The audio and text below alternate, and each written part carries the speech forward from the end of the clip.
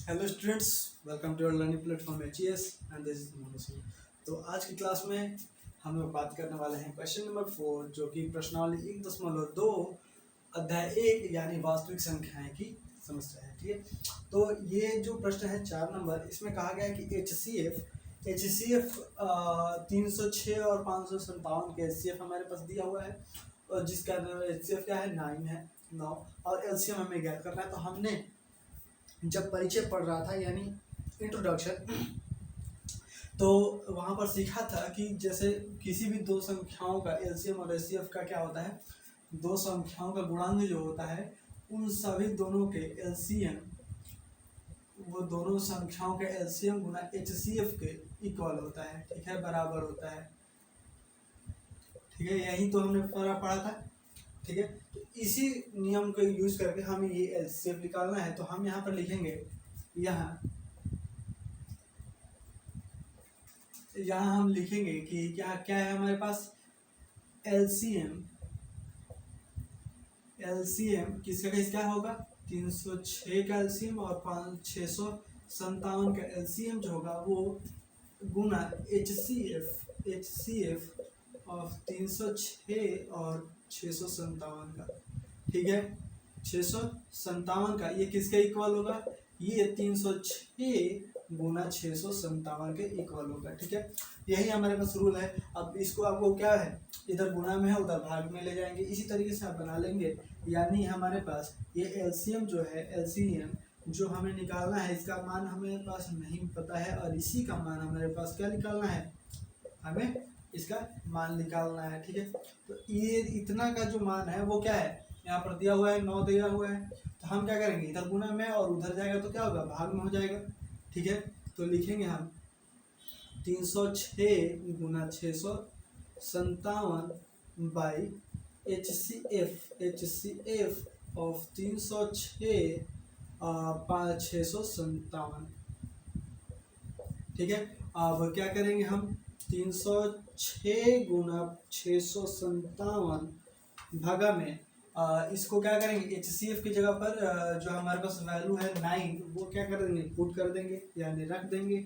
अब इसको हम कटाते हैं 3 से, 3 3 का 9 और 3 से इसे कटाते हैं, 1 0 2 102 हो गया। फिर 3 बचा तो 3 से इसे कटा देते हैं, इसे छोटा कर देते हैं, गुना करने में आसानी हो जाएगी। 3 एकम 3 3 9 27। ठीक है, अब आ गया तो आप गुना कर दीजिए, यानी 102 गुना 219।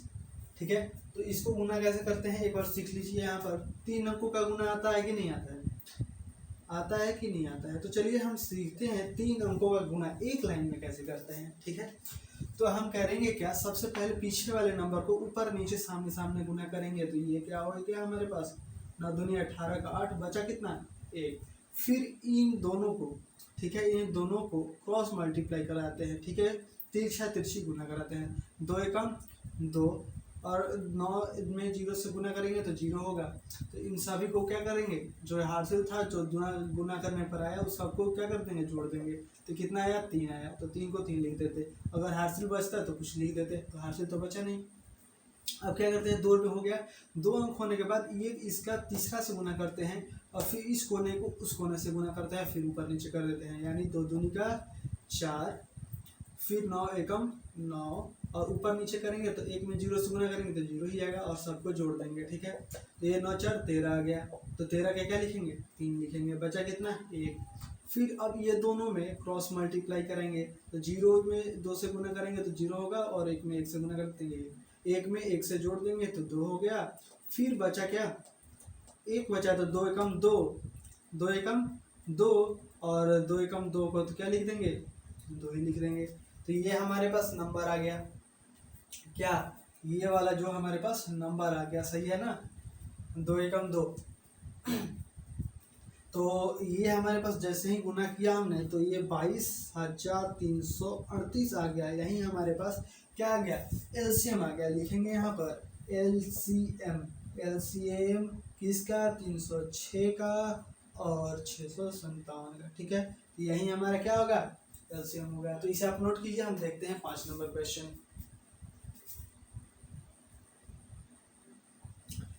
तो चलिए हम देखेंगे अगला। अगला हमारे पास प्रश्न संख्या है 5। क्या कह रहा है 5 में?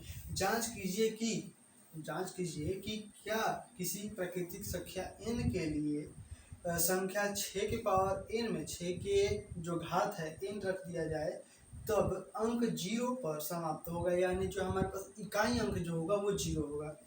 ठीक है, तो हम समझते हैं, हम पहले सीख लेते हैं कि 0 अंक इकाई पर कैसे आता है। ठीक है, क्वेश्चन संख्या कितना है? 5 है। सीखिए, हम क्या करते हैं, किसी भी एक शून्य अंत, एक शून्य से अंत होने वाला नंबर, एक शून्य से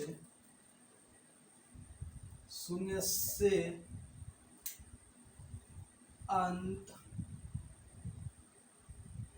होने वाला जो संख्या है, ज्ञात करने के लिए, क्या करने के लिए? ज्ञात करने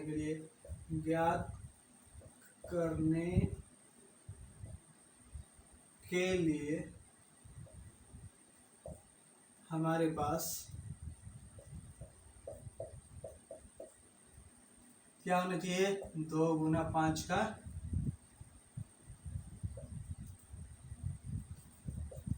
का गुणांक होना चाहिए। क्या होना चाहिए? गुणांक होना चाहिए।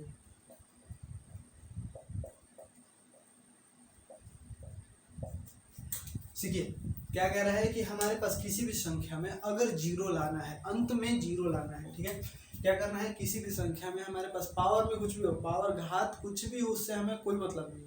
अगर संख्या के अंत में 0 लाना है तो उसका जो, जब हम क्या करेंगे, गुणांक निकालेंगे यानी गुणनफल निकालेंगे, ठीक है ना, तो वहां पर 2 गुना 5 का एक, कम से कम एक युग्म होना चाहिए, एक जोड़ा होना चाहिए 2 गुना 5 का। तब क्या होता है, जैसे 2 गुना 5 करेंगे, क्यों 2 गुना 5 कर रहे हैं, जैसे ही 2 गुना 5 को करने मल्टीप्लाई करेंगे, गुना करेंगे, तो ये कितना आता है? 10। यानी किसी भी संख्या में 10 से गुना करेंगे तो वहां पर क्या आएगा? 0 बिल्कुल आएगा। उसी के लिए आप क्या कह रहे हैं, 2 गुना 5 का उसमें गुणांक होना चाहिए। ठीक है, जैसे मान लेते हैं हमारे पास 20 में ये 0 है, क्यों 0 है? तो 20 का जैसे ही हम लोग को गुणांक निकालेंगे, गुणनफल करेंगे, तो 2 ये कितना आ गया? 10 आ गया, फिर 2 से 5 आ गया, तो 2 5 का एक जोड़ा मिला कि नहीं मिला? 2 5 का एक जोड़ा मिला कि नहीं मिला? तो वही बात कह रहा है कि कितना भी बड़ा संख्या हो जाए, अगर, ठीक है ना, पावर में कुछ भी हो, उससे हमें मतलब नहीं है। अगर जो भी संख्या हमारे पास दी हुई है, अगर उसका, अगर हमने क्या निकाला, गुणनफल निकाला, तो उसमें 2 गुना 5 का अगर युग्म है, एक युग्म, तो उसका अंत शून्य जो होगा एक शून्य से होगा।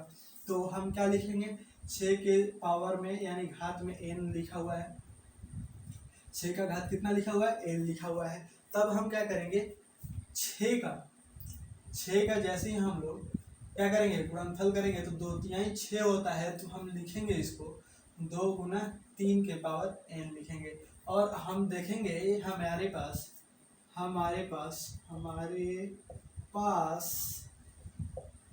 6 के गुणनखंड में 2 गुना 5 का गुणांक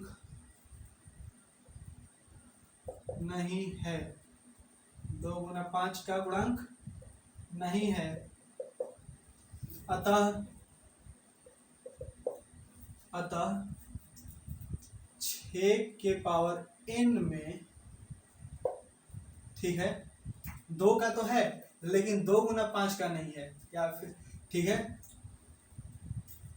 या फिर कह देंगे गुणांक में 6 के गुणांक में 5 गुणांक के रूप में नहीं है। क्या लिख देंगे, 5 गुणांक के रूप में नहीं है। अतः हमें 2 गुना 5 का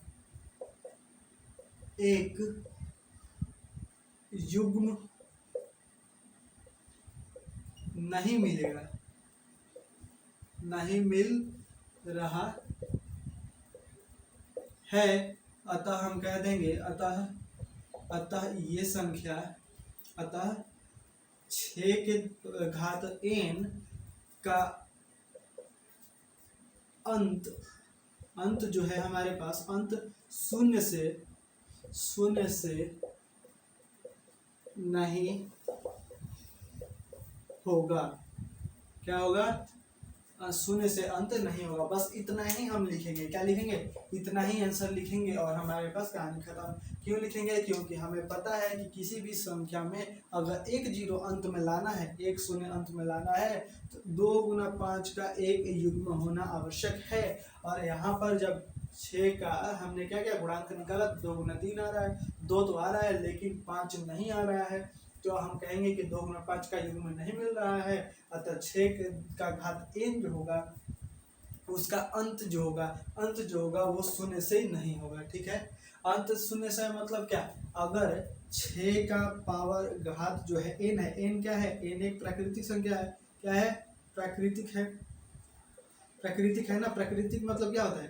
1 2 3 4 एंड सो ऑन, इस तरीके से नंबर निकाल सकते हैं। तो ये 6 के पावर 1 रखेंगे तो 6, 6 का घात 2 रखेंगे तो 12, 6 का घात 3 रखेंगे तो 36 ये आया ना, 36, और 3 रखेंगे तो 36 का कितना होता है? 6 36 और 3 8 से लगे तो 36 18 19 20 21 216। इस तरीके से नंबर आप बढ़ते चले जाएंगे। अंत में कुछ भी हो जाए तो ये इकाई वाला अंक है ना, ये शून्य का भी होगा ही नहीं। ठीक है, शून्य कभी होगा ही नहीं। तो अतः वही बात कहा गया है कि हमारे पास ये शून्य होगा कि नहीं, ये आपको दिखाना है। अगर ये समझ गए तो आप क्या कीजिएगा, अब मिलते हैं नेक्स्ट क्वेश्चन के साथ। और आप इस वीडियो को प्लीज़ क्या कीजिएगा, अपने फ्रेंड्स के साथ ज़रूर शेयर कीजिएगा। जिनकी ज़रूरत है, जिनके पास सुविधाएं नहीं है, उन्हें ज़रूर पहुंचाइएगा वीडियो को। अगर आपके साथ सॉल्यूशन समझ में आई हो तो, और समझ में आई हो तो साथ ही साथ चैनल को सब्सक्राइब कर लीजिएगा। साइंस और मैथ की सभी सिलेबस आपको ज़रूर पूरी तरह से कंप्लीट कराए जाएंगे। ठीक है, तो आप नोट कीजिए। मिलते हैं नेक्स्ट क्लास में।